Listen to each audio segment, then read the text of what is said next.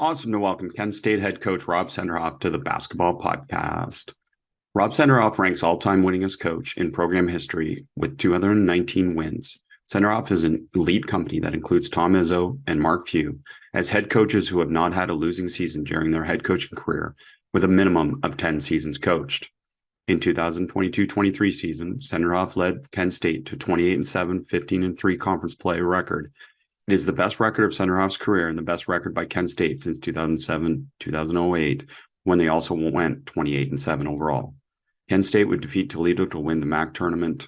It was the second time in Senderoff's career his Flashes won the tournament and their second appearance in the NCAA tournament during his tenure. The 2022 MAC Coach of the Year and 26-year coaching veteran has continued the success of a storied program that he helped build by leading the Golden Flashes to 7 20-win campaigns, the most by any coach in Kent State history. Rob, welcome to the podcast.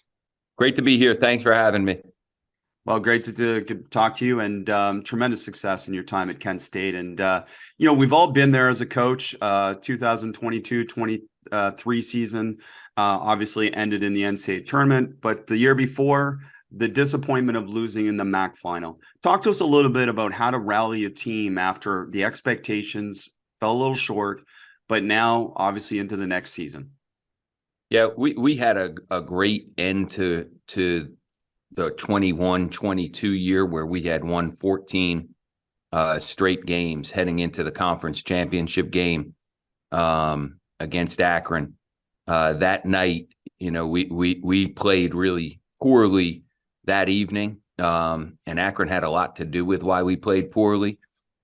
We also had an off-the-court incident the night before, which really sort of messed up the momentum of how our team was going at that time. So it was a really disappointing end to the year, and tough, not easy to handle. So I joked around afterwards that, they said, how were you able to sleep after that? And I said, well, I slept like a baby.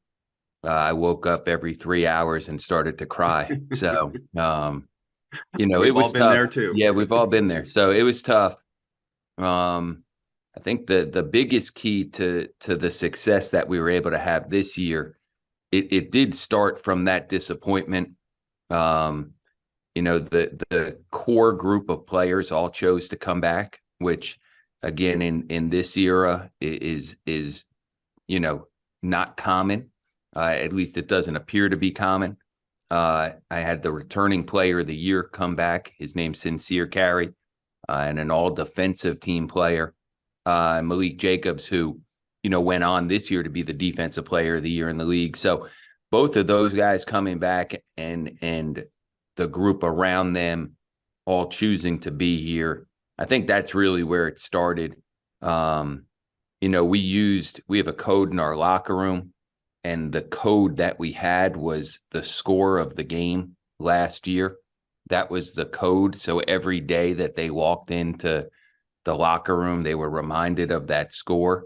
That's great. Which, quite honestly, I had forgotten a little bit about until after we beat Akron in the semifinals. They were all talking about, hey, we're changing that code after we won. So it obviously had a lot of meaning to the guys on the team that they had to look at that every day when they came in the office. I mean, in the locker room. But generally speaking, it's not as if we discussed it all that often.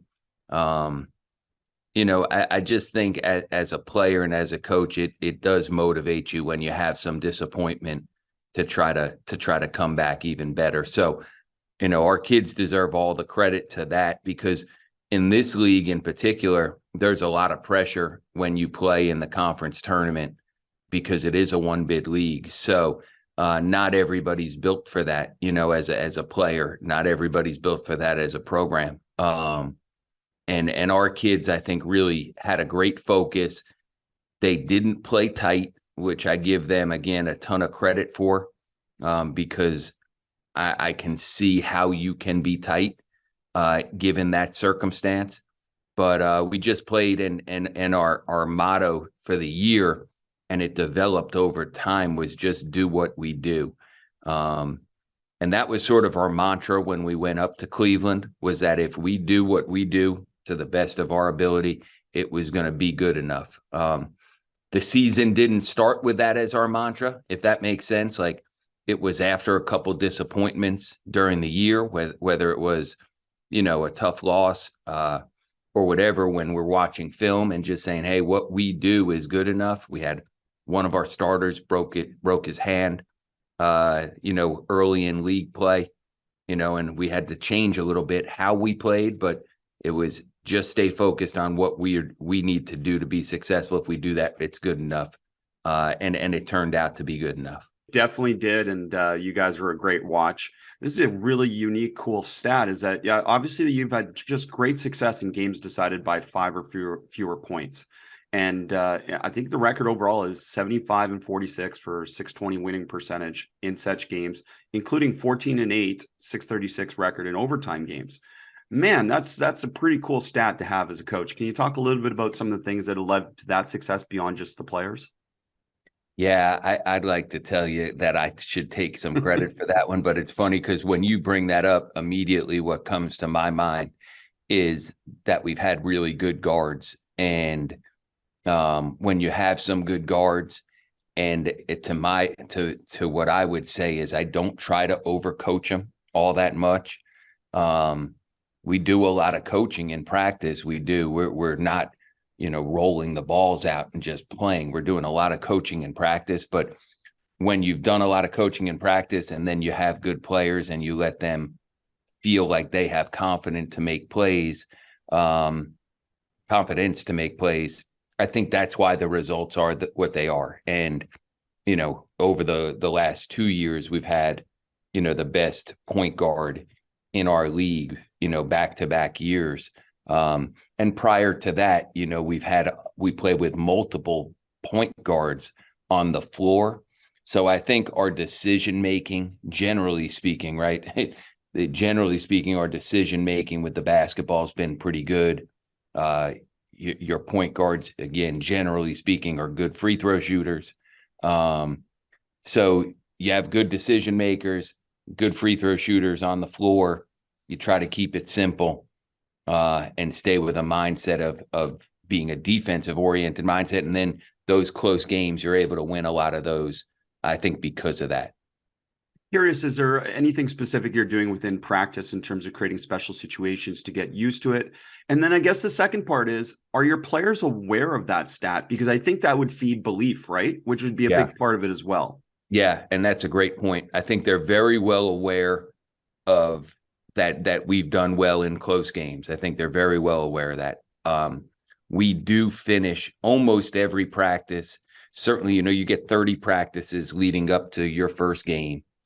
Then in the months of November and December, before you're on a regular schedule, like a league schedule, playing every, Tuesday, Saturday, or Tuesday, Friday in league, certainly up to that point, we end almost every practice with a 4-minute game or a 60-60 game. So a 4-minute game it's 4 minutes.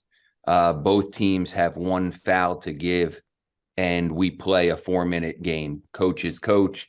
After that second foul, you're in the single bonus or the double bonus. And we either do that or a game where the score is 60-60, and we designate a score where, okay, now whenever the first team reaches 65 or the first team reaches 66, we put 2 minutes on the clock. Everything in that 2-minute segment is in the bonus.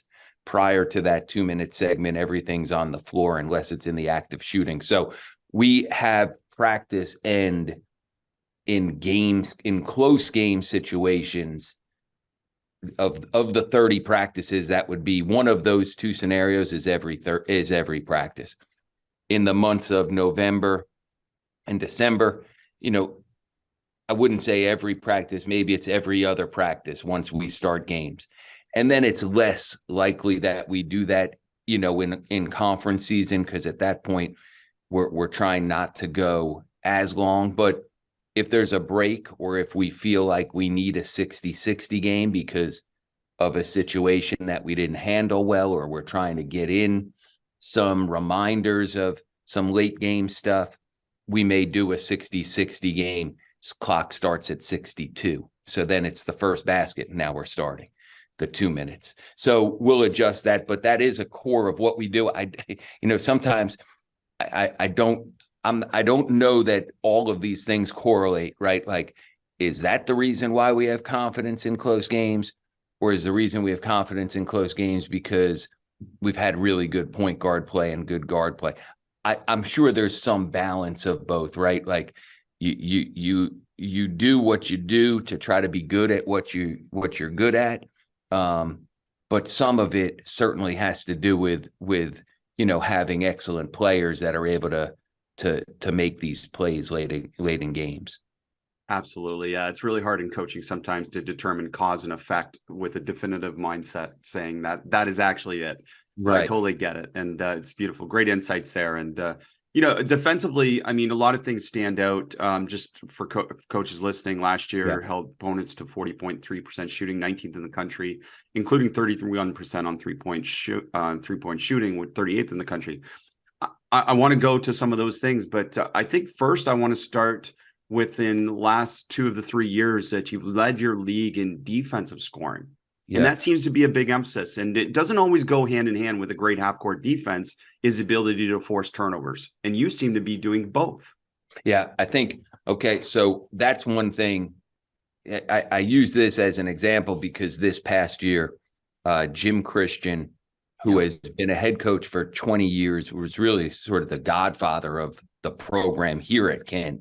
And he left Kent and went to TCU and Ohio and Boston College. And now he's back somewhat in an advisory role. So as he watched us practice this year, the things that stood out to him, which again, when you're doing it every day, you just sort of, this is what we do. So it's what we do. But the things that stood out to him as being really interesting is, one, our practices are incredibly competitive. There is very few things that we do that is not live, meaning, score, playing full, guy versus guy, where there's a winner and a loser, there's a score being kept. So I think to some degree, in some ways, we're going to give up a little bit of execution because we're not stopping and doing a ton of drills as much as we're trying to incorporate the competitiveness in the drill. That's one. So I think our kids are really competitive. So I think that has a lot to do with why we're good defensively. Okay. Two, it is because we watch film every day before practice. Your defensive lapses are going to get called out in front of your teammates significantly more than, a turnover or what somebody may consider a questionable shot. Some coaches are really good at coaching shot selection through film and through what they require of their players. I'm not quite there on that side of it, but your effort defensively, if you don't contest a shot, or if you don't close out and your hands are down, for whatever reason, if you let a guy go on a straight line drive, we do chart those. We call them blow-bys in practice. Like every day when you walk into practice, the day before, you're going to have how many shot contests you had, what percentage of the shots you contested. You're going to have what your individual record in practice was the day before for anything that we do live.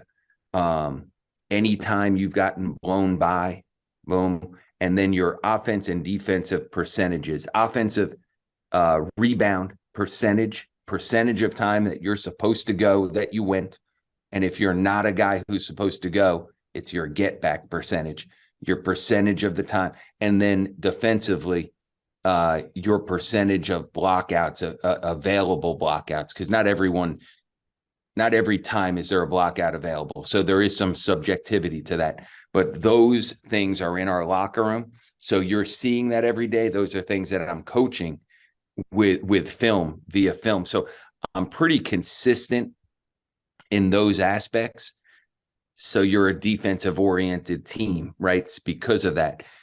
We do one thing that I think is unique, because we don't gamble a ton for steals, but we get a lot of steals, in that anytime an offensive player spins, every time an offensive player spins from the weak side, you're in full attack on that spin.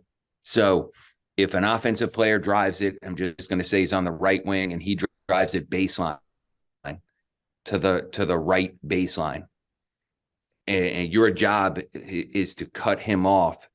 And on that cutoff, the next closest guy is in full rotation, head on the ball, hands on the ball, two hands and your head on the ball. So we're attacking spin dribbles in the half court, and it's something that we have a couple of drills for, and it's something that, again, we're really, really emphasizing that, and we get a lot of turnovers on spin dribbles. So you have to be comfortable teaching it, and it's got to be something that you believe is to your advantage, but it's something that we really, really emphasize and work on a great deal.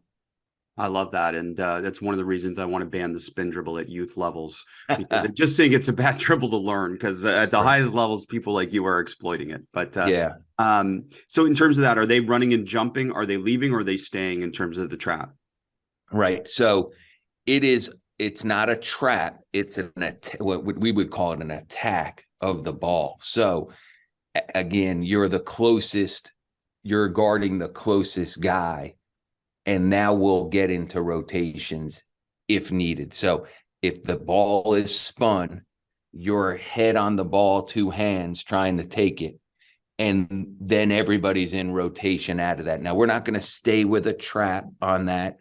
But we're going to try to attack the basketball and create a turnover out of it. And if in gambling, that might be considered gambling. I don't think it is. But if in gambling to attack the ball, you don't get it, your closest teammate has to cover, and you're going to rotate to the weak side. So, for us, I think it's consistent. Again, you hope it's consistent. We do the same thing if you trap the post on the bounce. If we trap the post, whoever traps rotates to the weak side after the trap. And again, our traps in the post, our goal is not, hands up, chest on chest. Our goal is eyes, forehead, and hands on the ball to attack the basketball. This is why I like doing this with you, just so you know, is because it makes me, in the middle of May, when I'm trying not to think too much about this stuff, it makes me not only think about it, but also have to justify why we do what we do. And I appreciate it a lot, because it makes me think, are there any things, because sometimes there's things that aren't consistent. We're always trying to be consistent in our teaching, so that as a player, when you come in, it's not we do some things this way and then some things we do it this way. So we try to be as consistent as we can. And some of these things have developed over time. The attacking of the spin dribble has happened more for us in the last 3 years than my previous 9 years.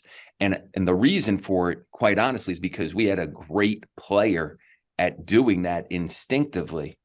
And, I guess what I think, you try to be, as a coach, like, oh, okay, this is pretty good. He's really good at doing this. Well, let's make sure we teach how we want this done, so that, one, other guys can get good at it. And two, we now have, some rules to follow as we're working on this, or as one guy's working on it, so that it's putting us all in a good position. I love that. I mean, it just speaks to how much we learn from our players if we watch. And, our initial reaction might be, no, don't do that. And then you start to think about it and Right. go, actually, that's smart. And we Right. should be doing it. The other thing that Yeah. stands out from what you just said is about, you talk about being consistent, which is obviously important. But I imagine your players are very adaptable with their decision making. And you mentioned already covering for each other. And in watching your team play, I do think that your rotations and your scramble recoveries are just outstanding. And that's really stood out for me watching you guys defensively. Yeah, I appreciate that. And again, that's part of it's part of what we do, if that makes sense. It's part of like when I say, okay, do what we do, we're going to attack the ball. And in doing that, to be good at it, you also have to be able to rotate and cover for each other. And, you have to have multiple efforts. You have to be trying to dictate, like, because if you just are sprinting and running at guys randomly and they can choose either which way to go in a rotation, it's putting your defense at a disadvantage. So we're trying as best we can to dictate where the dribble goes on that rotation so that you can cover better. And we're working on all of those things, throughout our 4v4, our 3v3, our 5v5, like all of the things that we're doing, it does all try to align as best we can. And, teams that play against us, they know, like, we're going to, on ball screens, we really have, I don't want to say it's only one coverage, because that's not true, but we have what we want to do on ball screens, and we're going to really, really hard hedge these ball screens as much as we can.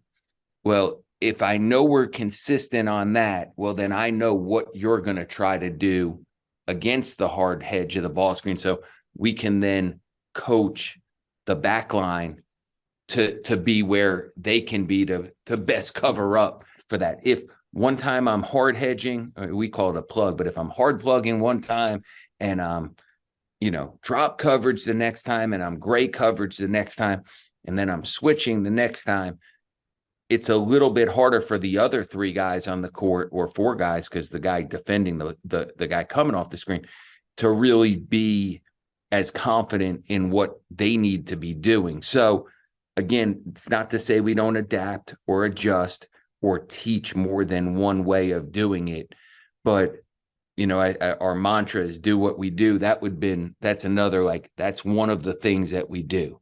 And I do understand, because I watch the NBA a ton. I understand the NBA doesn't do it that way, but their rules are completely different than college basketball rules. I love the differences. And I know a lot of people want our game, college game, to mimic the NBA more, whether it's via shot clock or advance the ball or this, that, all these different things, which are all great. But our game is really different, because the defensive 3 seconds, it's a game changer on how you can defend in the NBA versus how you can defend in college. And because of that, we defend a lot differently than what I see teams in the NBA do. I think they're really, really scared to hard hedge ball screens for a variety of reasons. That I don't think that way for college. I just think it's different. It's definitely different. I just want to highlight something. I think it was brilliant that you said the idea of doing one thing, like, say, plugging the ball screens, as you say. The value of that is that you and your players learn all the solutions to that problem. So whatever the offense is going to do, you're more adept at the solution. I think that's just brilliant. The other thing I want to highlight and talk about a little bit more is this concept, and I know we align on this, on playing offense versus defense more in practice. And I just say it to coaches, there's nothing else. You talk about your team being competitive. There's no other way to develop a competitive mindset than to compete. Yeah. And you can't do it in on-air drills or drills where there's no defense or no offense or something like that, as well as you can do it and build that mindset. And that mindset training is obviously very important in your program, isn't it?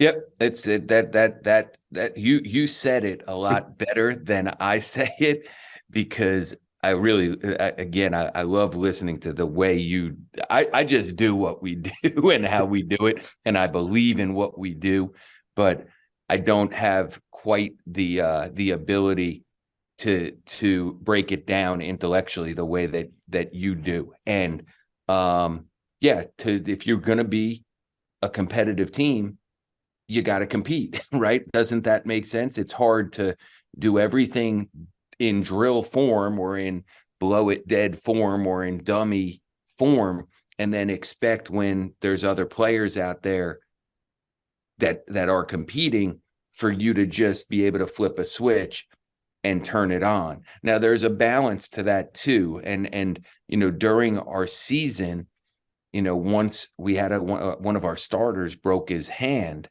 I did adapt from moving forward in that year, this past year. And I've done it in different years to where, we haven't done quite as much live contact stuff from that point forward, because we couldn't afford at that point for anybody else to miss significant time due to injury. And we're already in January, and to some degree, the mindset and the team, we were sort of where we were what we were. And now we just need to make sure, hey, we got to be in a mentally sharp spot. We got to be physically capable. And, we need to get up and down a little bit, but we don't need to go 100 miles an hour on everything we do. I use an example, and it did hurt us in the NCAA tournament when we played Indiana. Our shoot-arounds are always, day of game shoot-arounds. They are always live until I blow a whistle, blow it dead, always. And that's every game.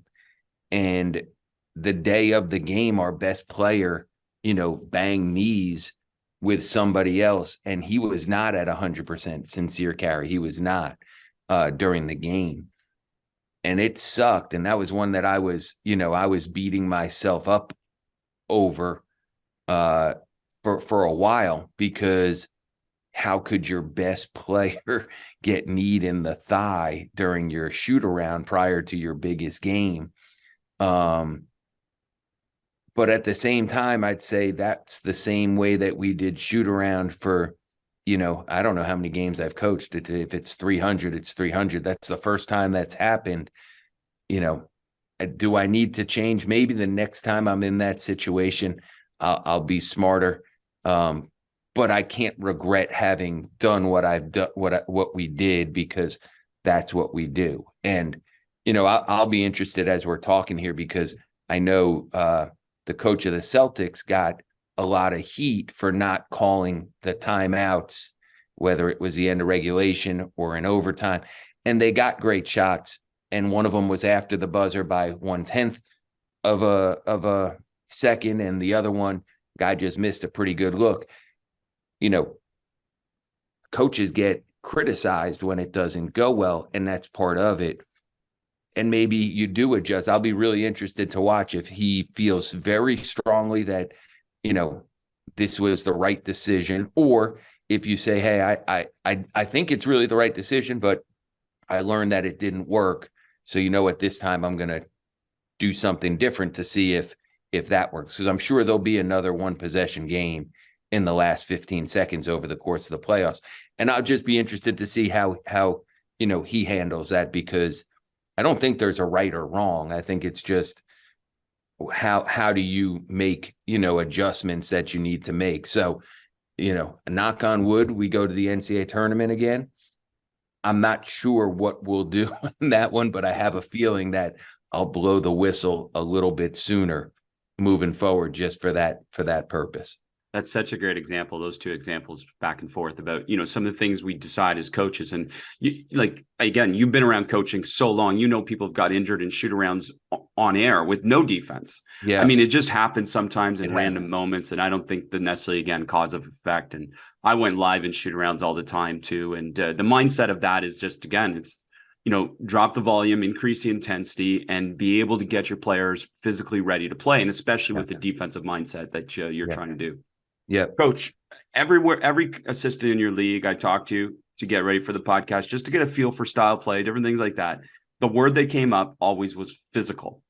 Yeah. And I love that. And you can see that clearly. So talk to us a little bit about balancing physical with the potential of fouling and that balance there, because obviously you don't want to foul, but you want to play physical.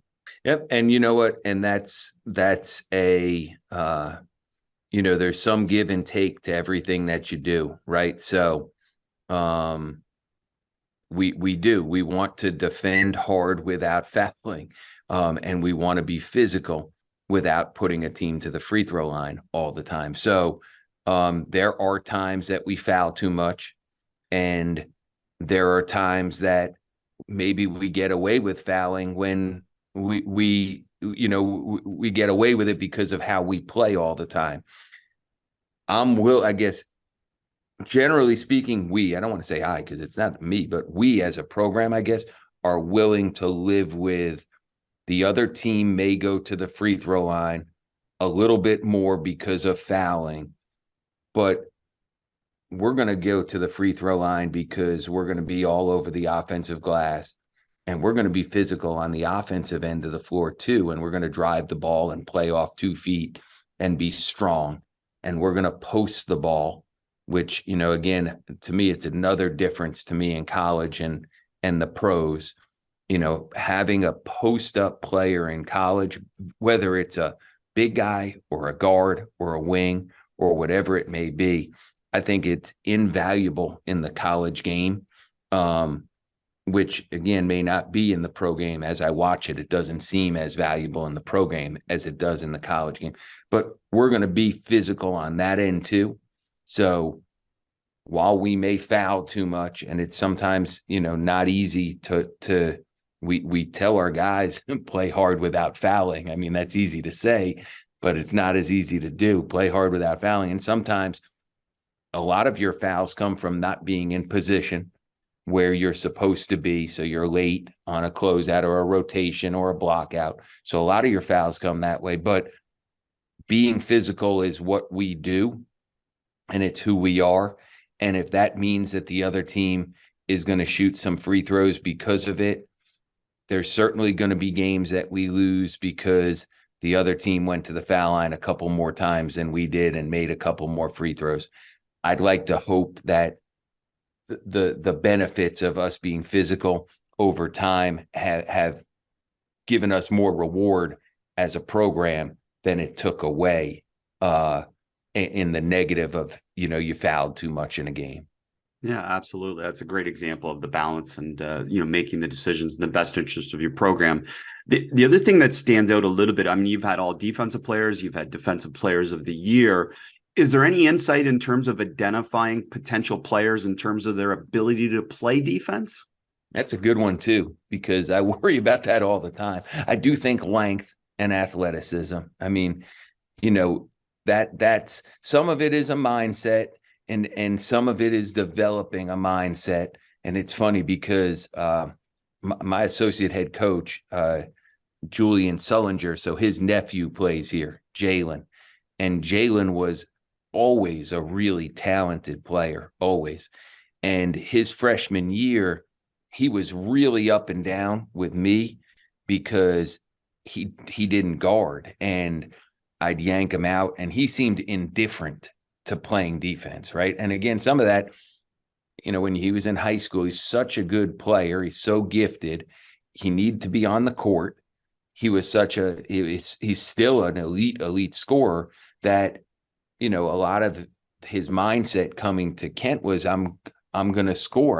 That's how I play. Well, that's how he didn't get on the court. And then I think between his freshman and sophomore year, again, you're in the program for a year, you see what's being valued. You see how I'm rewarding guys who do defend with more playing time and more ability to score. His mindset changed over that year, and there's still some things that he's not great at, okay, because sometimes his ball pressure, he gets a little too close to guys and fouls sometimes, and some of his ability to create those turnovers isn't quite at the level of Sin or Malik.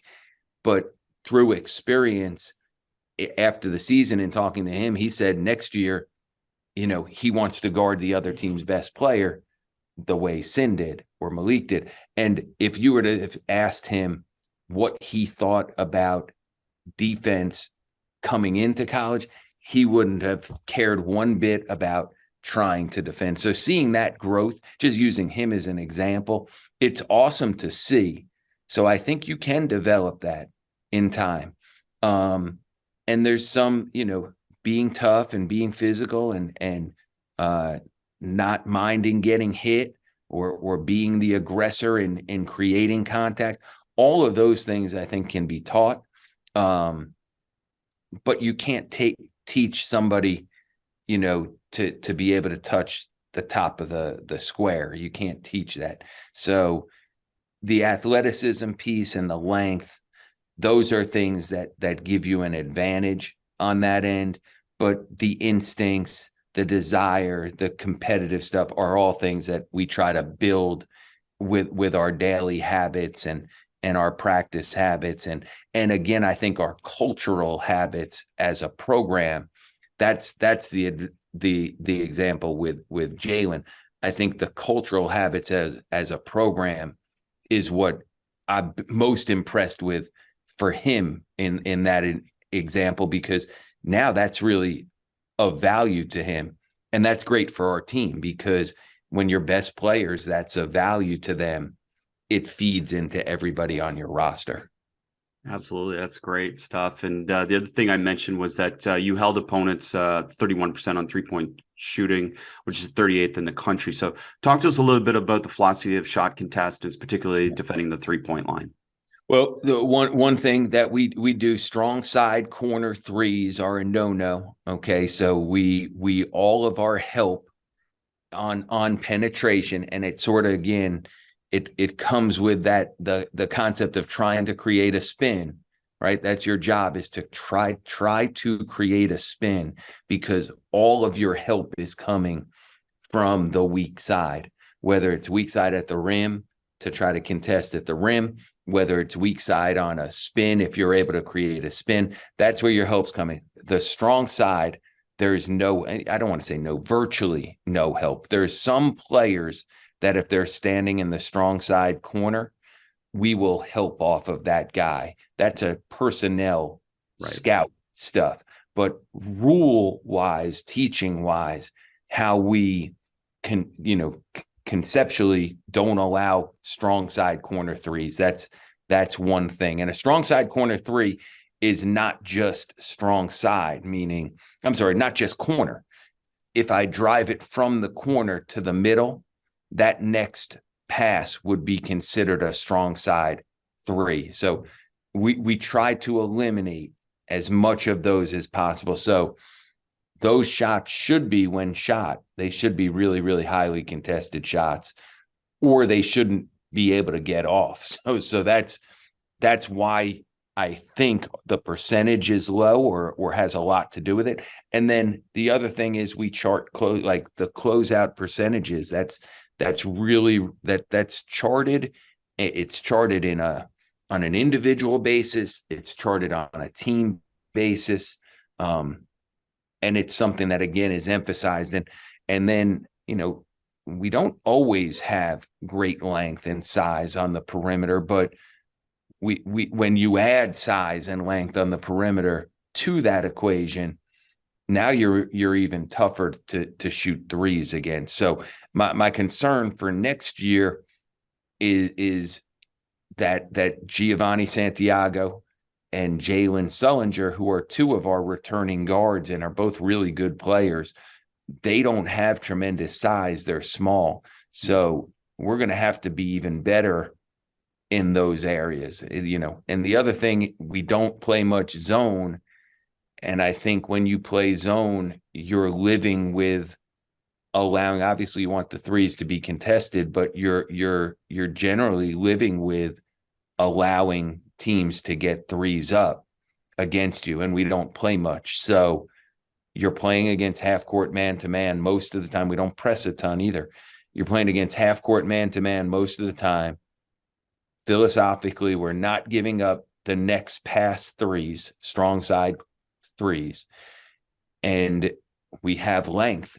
So that's going to make it tough to shoot threes against. Yeah, it speaks to the value of helping from the weak side instead of off the ball side. And I certainly love that philosophy. The other thing that you mentioned there, I'm just curious, what are some of the things you chart in terms of the individual closeout or evaluating the individual shot contest?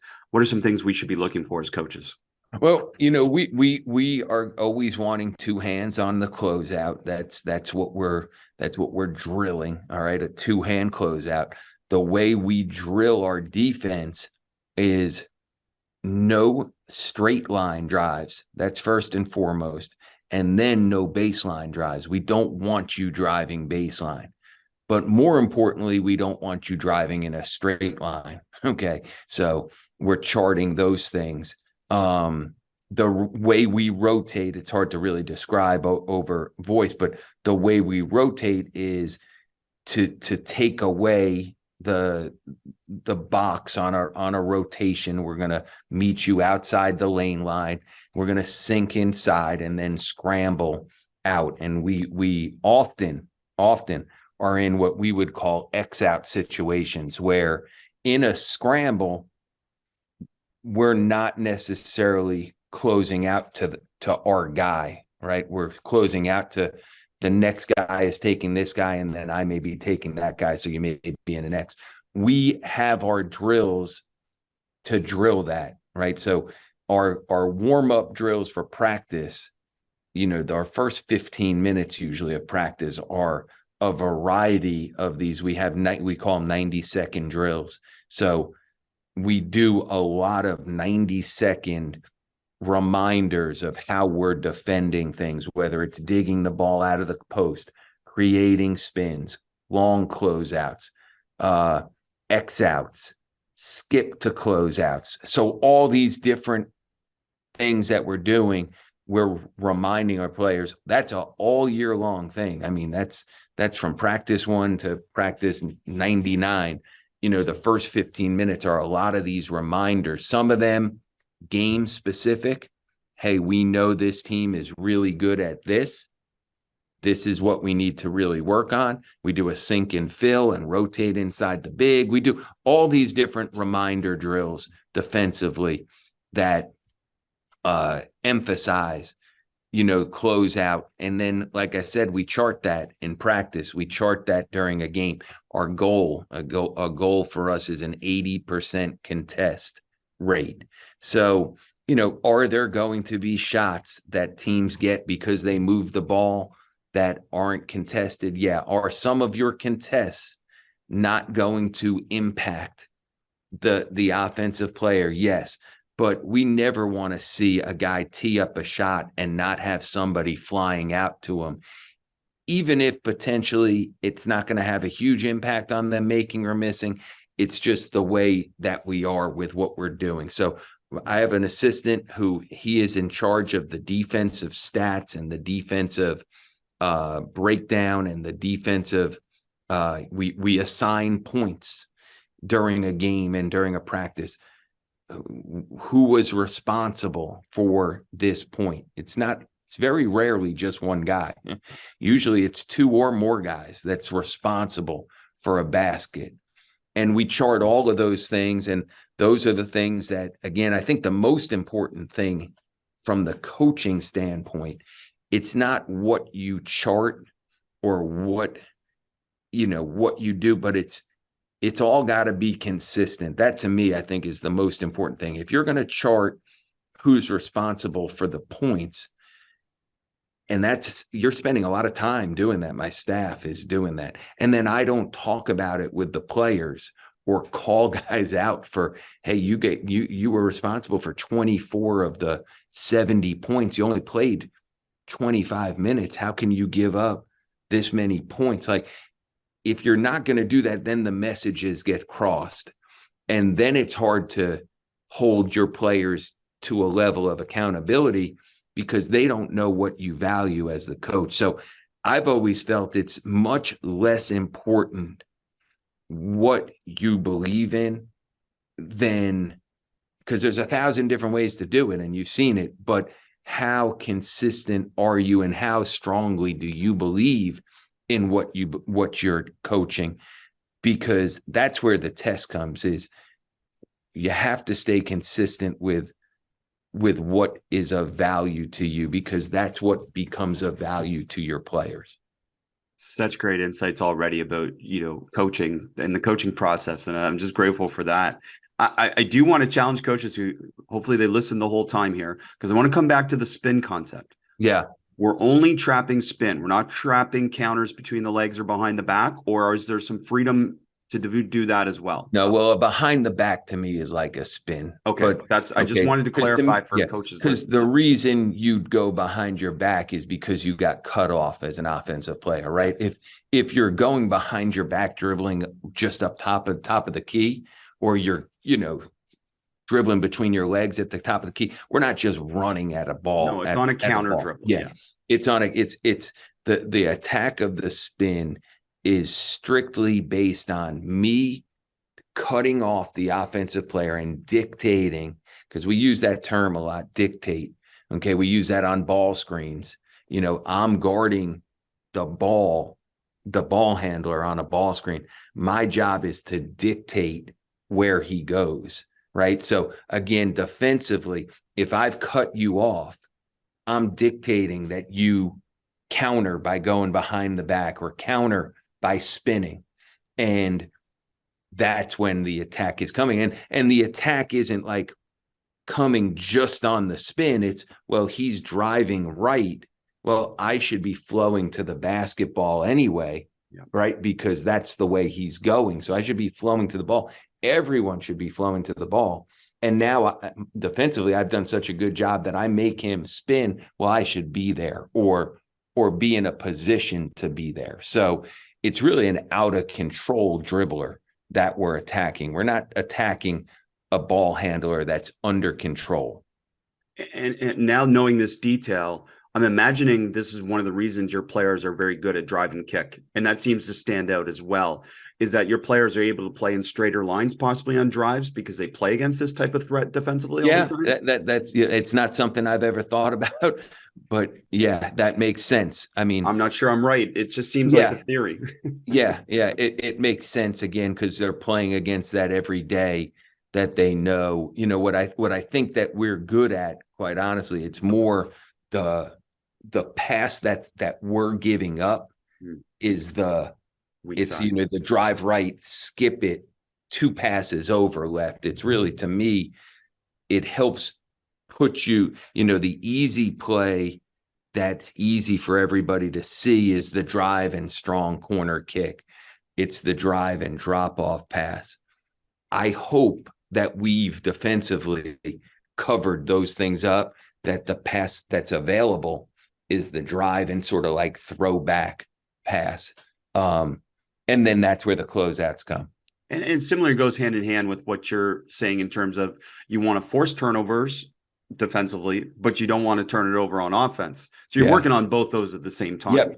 Yep.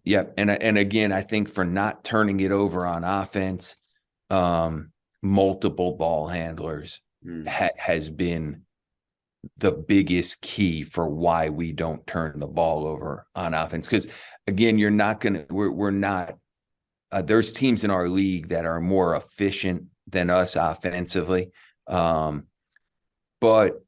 again, I believe this is from working for Coach Sampson too, who's an elite offensive rebounding coach. Like, if we get a shot up, we have a 4 out of 10 chance to get it back. That's how I look at it. 3.5 or 4 first, you got a chance to make it. Then you have a chance to get it back. And those are the ones we like the most. And then you have a chance to kick out threes, which are, the hardest shots to defend, or you have a chance to get to the free throw line because teams are in rotation. So we go offensive rebound with 4 players. So though, and to me, I would say a bad shot is better than a turnover most of the time, right? Like, not most, all the time, but sometimes bad shots lead to transition on the other end. But just as a general statement, I want to make sure we get at least 1 shot per possession. So again, our coaching, some of the shot selection is not going to be, I can't emphasize everything, right? I can't dog cuss you out because you're not guarding anybody. And then I'm cussing you out. And I don't mean cussing, but, and I'm cussing you out because hard coaching, every shot you take saying, gosh, that wasn't the best shot. Like, at some point I got to give some freedom to the players to make decisions and play. And I'm much more comfortable being demanding on the defensive end than I am on the offensive end. And we try to put our guys in positions offensively to make simple plays. It's always simple plays, singles, not home runs, singles, simple plays, more than one shot per possession. That means limit turnovers. And we do try to coach, hockey assists and inside out basketball, but I'm much more demanding about a closeout than I am a shot. And I really feel like, for the most part, the good players, they know what a good shot for them is and what isn't a good shot for them. And I think if you care about winning as a player, you try to get the best shots for your team, right? Like, that's what you try to do. So I try to coach caring about winning, because if you care about winning, then you're not going to try to just jack shots up, because that's not about winning. That's about you. And that to me is how we've tried to do it here. I don't know that it's the best way, but it's the best way for us.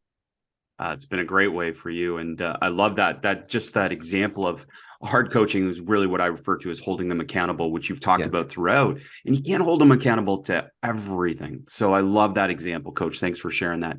The other thing I want to go a little deeper with is just some of the rebounding philosophy, because, you already referenced this early in the podcast about personnel based a little bit, whether you're a get back or you're going to the boards type of player. Yep. Is that how you organize your offensive rebounding system?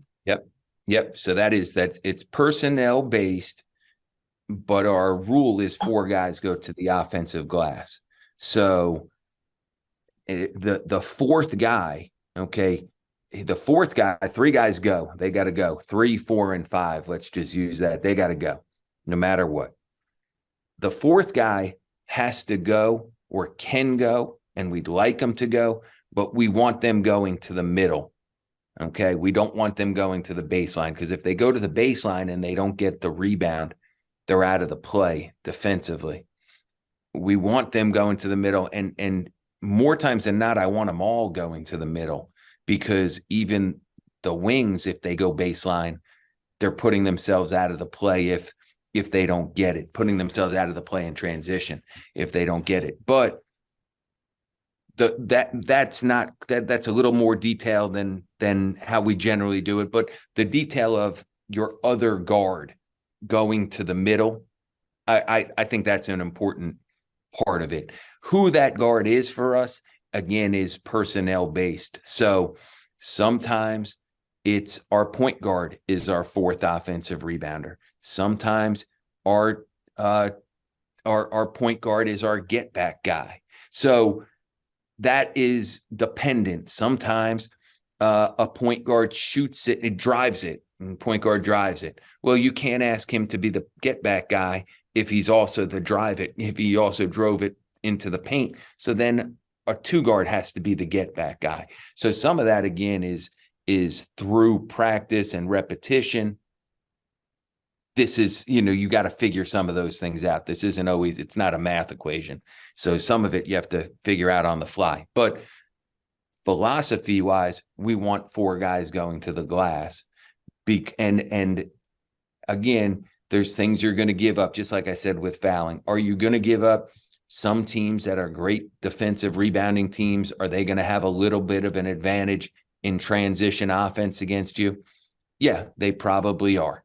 But if you can save a couple basketballs and get a couple more offensive rebounds each game and get to the free throw line a couple more times each game, or the threat of you going to the glass has everybody so concerned with defensive rebounding that they're not as quick to outlet the ball. It's worth it to me what you get as opposed to what you give. Now, the person that goes to the middle, again, this is also part of personnel and playing with two point guards often. That guy's going to stop the ball. That's who stops the ball. So if that guy for you isn't capable of being a guy who defends and stops the ball, well, then maybe you got to send two people back and you can't do what we do. But we want to send four guys to the glass. There are times that, I use Gio and Jalen as an example of this year's roster. Those two guys were always get back guys. So if they were both on the court together, they're not going to change what they do just because they were on the court together. So now maybe during that segment of play, we may only be going with three guys to the glass because some guys have the ability, as you're in the program longer, you have the ability to do more than one. I can be a get back guy sometimes. I could be a offensive rebounder sometimes, but there's too much information overload to have everybody doing everything. So those two guys would generally get back when they were playing on the court together. But the rest of the guys would be going to offensive rebound. So I think just so important what you said about being personnel based, and traditionally 20 years ago, whatever it was, the point guard's got to be the get back or anything like that. And you and I, we've all coached great point guards that are great rebounders, right? And it just doesn't make sense. And adapting the personnel is so important. So such a powerful point. Rob, I want to ask. You mentioned this to me just before the podcast. One of the philosophies of limiting turnovers is to use sets designed for players to make the most of the play. Can you talk a little bit about that? Yep. Okay. So I feel as if, there's a lot of different ways to do things and be successful at it. But you have to, I've said it in a number of different ways. You got to be comfortable with what you're doing. So, and you have to be comfortable coaching what you're doing. So we do in the half court, we run a lot of set plays, and within those set plays, there's specific guys that are supposed to be handling the ball for the majority of these actions. And in doing that, if you can control that your best ball handlers have the ball, best decision makers have the ball the vast majority of the time, you should be able to have less turnovers doing that. And I use as an example, because I know now a lot of people run, and we run it in our offense, like I call it flow, but where you have one big high and one big low, and it's continuity, handoff, ball screen. Sort of like a ball screen continuity is what it's like, right? Teams used to run flex. Now they run this ball screen motion, European ball screen motion, Lithuanian ball screen flow. Right. Yeah. And those are great things to run. And I think they're great offenses for when you need to make sure everybody is getting a touch, because not everybody's gotten a touch, or you're taking too many quick shots and you want to run the clock for a little bit. I think those are great things to have in your arsenal. But if you consistently run offense like that, you're going to consistently have guys who maybe aren't your best decision makers with the ball. Sometimes it may be in places that they're not comfortable with the basketball, because a lot of times bigs are up high with the ball. So when you do that, there's some, you got to have a lot, you have to work on that a ton, because to have proper decision making with all 5 guys handling the ball at very different times on the floor, they all have to get comfortable making decisions. Otherwise, you're going to have too many turnovers. We will run some of that ball screen movement, but that's not the core of what we do. And the reason for that is the core of what we do. We want specific guys to have the ball making the plays for other guys. And that doesn't mean that guy's supposed to shoot every time, or that if a play is run for him. A lot of times when the play is run for you, it's to make a read of one or two. Oh, they're going to come.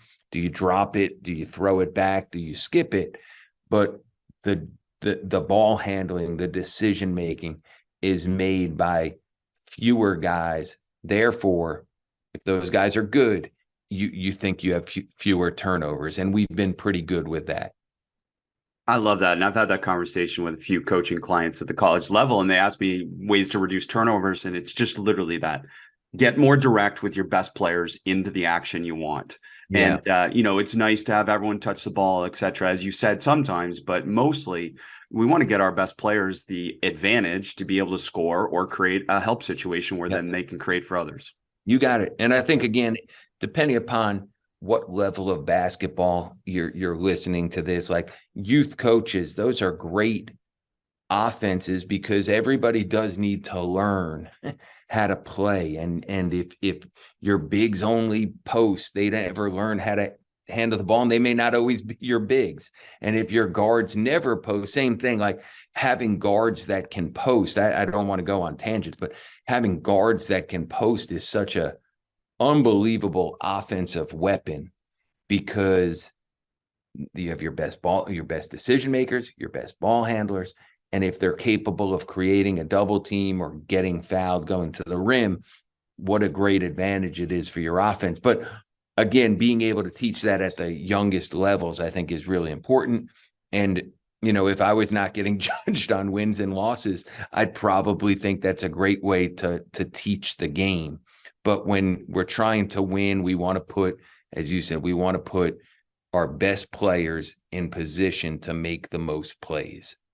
I think you're ready to take over this podcast, Rob, making that point, because connecting it back to youth, it's a different philosophy. And I'm so glad you said that. That's excellent. The other thing I want to ask you about is it really seems to stand out. I mean, you've been in the game a long time, so obviously you have a coaching tree, but there seems to be a conscious effort on your part to get your former players onto your staff and to have young people on your staff that you can develop and obviously are aligned with your system. But a lot of them have gone on to great success. Can you talk a little bit about that? Yeah, that's probably the coolest thing of having been at Kent for as long as I've been here, and having the number of players that played here, whether it was for me as an assistant coach or for me as a head coach, that have gone on to coach, and many of them in college, not all of them in college, but many of them in college, being able to give them an opportunity here, and to piggyback on what you said, my current staff, all three assistants played at Kent. My director of basketball operations, he's a graduate assistant. He actually just got a job. He just graduated, got his master's degree, and he just got a job for another former player of mine who's now the head coach at Jacksonville, Jordan Mincy. So my three assistant coaches, my graduate assistant played at Kent. His name's Kevin Zabbo. He just got a job with another former player. So that's really cool. It certainly helps with my team. It helps with my players because they've all been through what we've done. And it's good to have outside ideas too. And I love going to clinics, and I encourage them to go to clinics and to listen to podcasts and to be part of, learning from a different way, because we do adjust from what we see and how, whether it's plays or different things that we watch that we want to incorporate in what we do.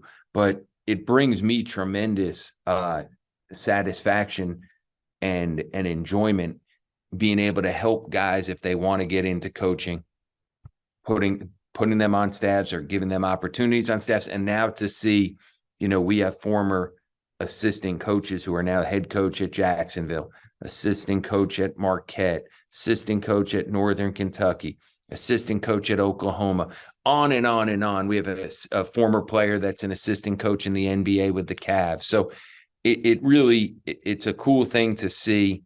And whether, it's moving on to high school, because we have a couple guys that are coaching in high school or in college, it's great to be a part of that development of our guys. It's absolutely a great part of what you've done and, the different things that you've achieved at Kent. And Coach, I can't thank you enough. I mean, just so many incredible insights here at the podcast. And thank you for sharing the game with us.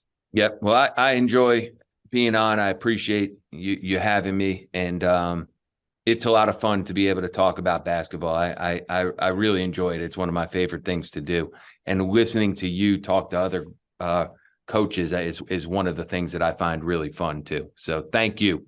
Well, thank you, Coach.